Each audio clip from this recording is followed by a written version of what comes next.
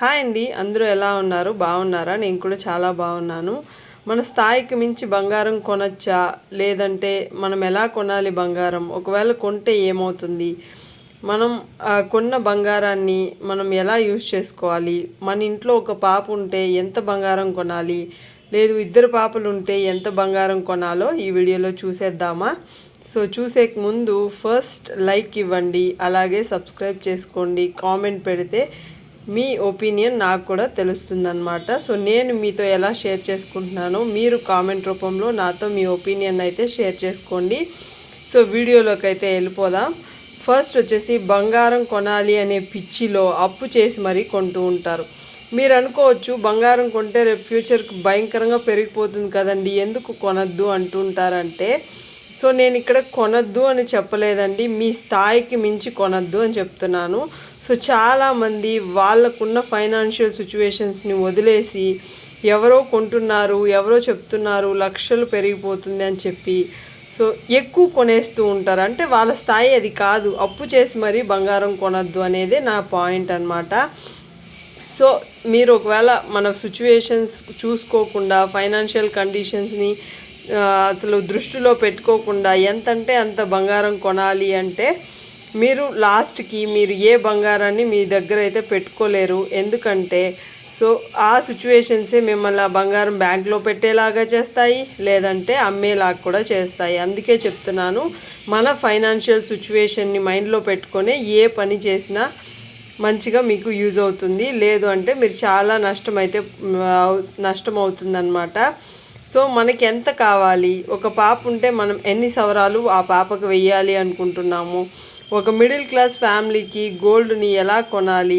So అలా కొంటే మన పాపకి ఎంత యూజ్ ఉంటుంది? తన చదువుకి ఎలా ఖర్చు పెట్టాలి? అలాగే తన భవిష్యత్తు అంటే తన పెళ్ళికి కానీ పెళ్ళికి చేసే ఖర్చులు కానీ ఇవన్నీ దృష్టిలో పెట్టుకొని ఎన్ని సవరాలు అయితే మనం మన పాపకు కొనాలి అనుకుంటున్నామో ఫస్ట్ మీరైతే తెలుసుకోండి. ఒక పాప ఉంటే చాలా మిడిల్ క్లాస్ ఫ్యామిలీ అసలు ఫుడ్ ఒకరి కష్టంతోనే మనం బతుకుతున్నాము అంటే 10 సవరాలు ఓకే, ఇప్పుడున్న సిచ్యువేషన్లో ఒక 10 సవరాలు వేయచ్చు. లేదు మరీ మేము ఎక్కువ సంపాదిస్తున్నాము అంటే 20 to 30 సవరాలు. ఇది ఇంతకు మించి మీరు కొన్నారనుకోండి, రియాలిటీలో చూద్దాము మీరు ఎంతవరకు కొన్నా కూడా దాన్ని మీరు ఎలా యూజ్ చేస్తారు అనేది లాస్ట్లో చెప్తాను. సో ఫస్ట్ వీడియో అయితే చూడండి.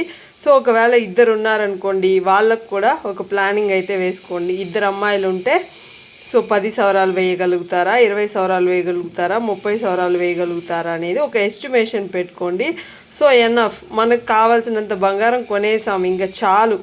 మీరు ఒకవేళ కొంటూనే ఉన్నారనుకోండి, మీరు కొన్న బంగారం అంతా ఏం చేసుకుంటారు చెప్పండి? బ్యాంక్లో పెడతారు, లేదంటే ఇంట్లో పెట్టుకుంటారు.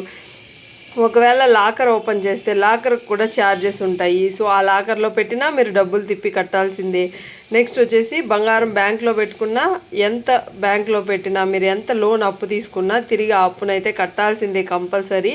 సో దానికి ఇంట్రెస్ట్ కూడా కట్టాలి. సో ఇవన్నీ మైండ్లో పెట్టుకోండి.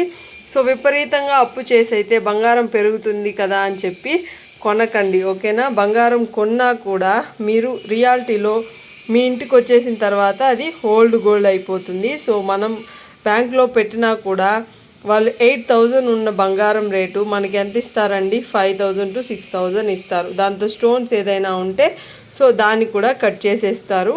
సో దాని వాల్యూ అంతే అన్నమాట. సో మనం కొన్నప్పుడు 8,000 ఉన్న బంగారు సో మనం కొనేసి మన ఇంట్లోకి వచ్చాక దాని వాల్యూ అయితే 5,000 to 6,000 అలా అయిపోతుంది.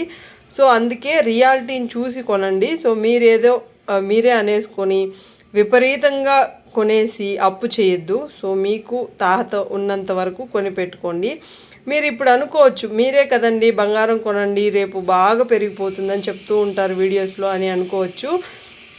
కానీ చెప్పడం అంటే కొనండి అంటే మీ స్థాయికి మించి కొనండి అని కాదండి. మీకు ఎంత అవుతుందో అంత కొని పెట్టుకోండి. మీ పిల్లలకి మీరు ఎంత వేసి పంపించాలి అనుకుంటున్నారు, మీ ఫైనాన్షియల్ కండిషన్స్, మీరు అప్పు చేయకుండా కొనగలుగుతున్నారా గోల్డ్ అనేది ఒకసారి మీకు మీరే ప్రశ్నించుకోండి. సో ఎవరో ఏమో చెప్తే మీరు రియలైజ్ అవ్వరు. సో మీకు ఫైనాన్షియల్ కండిషన్స్ బట్టే మీరైతే ప్లాన్ చేసుకోండి బంగారం కొనడం అని చెప్పి. సో ఒకవేళ మీరు ఆ గోల్డ్ని అమ్మేసినా కూడా మీకు మహా అంటే ఒక 7,000 అలా ఇస్తారంతే, ఎక్కువ అయితే ఇవ్వరు. మనం పెట్టిన రేట్ అయితే ఎగ్జాక్ట్గా రాదండి. సో ఇప్పుడు ఒకవేళ ఒక 10,000 అయిపోయింది, అలాంటప్పుడు అమ్మినా మనకు ఒక 8,000 అలాగే వస్తుందన్నమాట. ఏమంటే ఓల్డ్ బంగారు అంటారు. సో అందుకే బంగారం కొనాలి అంటే మన పిల్లలకి సరిపోయేంత ఉంటే సరిపోతుంది. లేదు విపరీతంగా కొనేస్తాము, మాకు మంచిగా డబ్బులు ఉందండి, ఎంత ఎంత పడితే అంత కొని ఇంట్లో పెట్టుకుంటాము, రేపు ఫ్యూచర్లో పెరిగితే మళ్ళీ చూద్దాము అనుకుంటే సో కొనుక్కోండి. మీకు తాహతకు మించి మీ వల్ల అవుతుంది అంటే కొనండి. లేదు డబ్బులు లేదు అప్పు చేసి మాత్రం కొనద్దు. ఎవరో ఏమో చెప్తున్నారు లక్షలు అయిపోతుందని చెప్పి, సో ఇప్పుడు మీ దగ్గర లేకపోయినా అప్పు చేసి కొన్నారనుకోండి, రేపు ఫ్యూచర్లో మీరే బాధపడతారు. సో మీరు అనుకోవచ్చు బంగారం ఒక ఇన్వెస్ట్మెంట్ లాగే కదండి, రేపు ఫ్యూచర్లో అమ్మేస్తే వస్తుంది కదా అని. సో మనం కొన్నంత రేటుకి మనం తిరిగి అమ్మినా కూడా మనకు వస్తుంది, తప్పులేదు. ఒక 10 years మీరు హోల్డ్ చేసి అమ్మగలిగితే మంచిగా లాభాలు అయితే ఉంటుందండి. కానీ ఇప్పుడు అప్పు చేయడం ఎంతవరకు మీకు మేలు చేస్తుందో మీరు ఒకసారి ఆలోచించండి. అందుకే ఎక్కువ అప్పులు పాలవ్వకుండా కొనండి. మీకు సేవ్ చేసుకొని కొనండి, ఎవరు వద్దనట్లేదు. మీకు ఎంత కావాలంటే అంత కొనుక్కోవచ్చు, సేవ్ చేసుకొని మాత్రమే కొనండి. అంతేగాని అప్పు చేసి రేపేదో ఫ్యూచర్లో మనకు వచ్చేస్తుంది అనుకొని ఇప్పుడున్న ప్రజెంట్ని అయితే పాడు చేసుకోవద్దు. ఏదైనా మితంగానే ఉండాలి.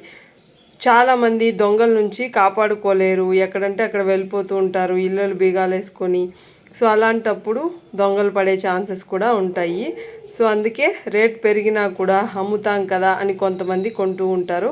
కానీ ఒక సిచ్యువేషన్కి వస్తే మనకే ఒక సాటిస్ఫాక్షన్ అనేది ఉండాలి. సో ఎంత మనకు కావాలి, ఎంతలో మనం హ్యాపీగా ఉండగలుగుతాము అనేది మనమే తెలుస్తుంది కాబట్టి, సో అందుకే మీకు మీరే ఒక సెల్ఫ్ సాటిస్ఫాక్షన్తో ఉండండి.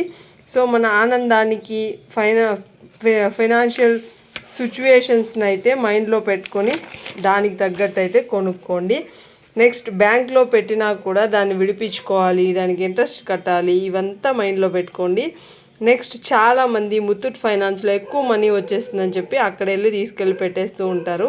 కానీ ఇంట్రెస్ట్కి తగినట్టు మీకు ఎక్కువ మనీ అయితే ఇస్తారు, కానీ ఇంట్రెస్ట్ కూడా ఎక్కువే ఉంటుంది. సో మీకు అలాంటప్పుడు ఎక్కువ బంగారంకి మనం డబ్బు ఇస్తారని చెప్పి ఇంట్రెస్ట్ అయితే డబుల్గా తీసుకుంటారు. సో దానికి కూడా రియాలిటీలో చూడండి, లేదంటే నష్టపోతారు. సో చూసి పెట్టండి, ఎంత అమౌంట్ ఎక్కడ ఇస్తున్నారు, ఎంత పర్సంటేజ్ ఇస్తారు అని చెప్పి ఫస్ట్ తెలుసుకోండి. తెలుసుకున్న తర్వాతనే గోల్డ్ అనేది ఎక్కడంటే అక్కడ పెట్టకుండా మీకు మీ తాహతకు తగినట్టుగా ఎక్కడైతే మంత్లీ మీరు పే చేయగలుగుతారు, ఎంత అమౌంట్ పే చేయగలుగుతారో చూసుకొని పెట్టండి.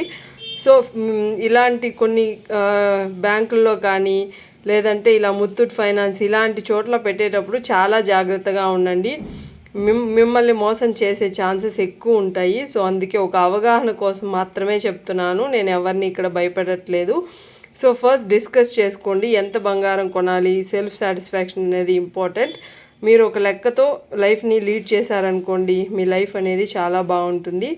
సో న్యూ మోడల్స్ వస్తుంటే కొంటూ ఉన్నారనుకోండి, దానికి తీసిన అప్పులు కట్టలేక ఆ బంగారాన్ని అమ్ముకోవాల్సిన పరిస్థితి కూడా వస్తుంది. సో అందుకే సో ఆ డబ్బుని వేస్ట్ చేయకుండా సో మీకు ఎంత కావాలి, మీ లైఫ్కి సరిపోయేంతగా, మీ పిల్లల లైఫ్కి సరిపోయేంతగా కొని పెట్టుకొని మిగతా వాటిని వాళ్ళ ఫ్యూచర్ కోసం ఇన్వెస్ట్మెంట్ అయితే చేయండి. సో మంచిగా ఫుడ్ తినండి. ఇలాగా ఎక్కువ డబ్బులను అప్పు చేసేసి మాత్రం రేపు ఫ్యూచర్లో ఫీల్ అవ్వద్దు. ఓకేనా అండి? ఈ వీడియో మీకు నచ్చిందని అనుకుంటున్నాను. నచ్చితే లైక్ ఇవ్వండి, అలాగే కామెంట్ పెడితే నాకు తెలుస్తుంది. Take care, bye.